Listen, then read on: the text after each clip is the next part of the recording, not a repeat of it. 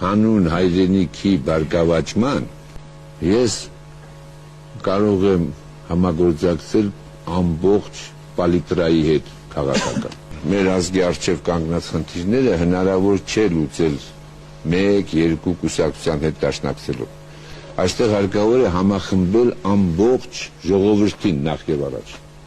Մեր ժողովուրդը պետք է համախմբված լինի, պառակտված չպետք է լինի։ Եվ նրանց ամբողջ բոլորի նրանց հիմնակետը պետք է լինի ազգային գաղափարախոսության հենքի վրա մեր նպատակների իրականացումը։ Պետք է ազգային գաղափարախոսություն ունենալ։ Դուք չեք գտնում, որ ազգային գաղափարախոսությունը կեղծ կատեգորիա է։ Ես ոչ միայն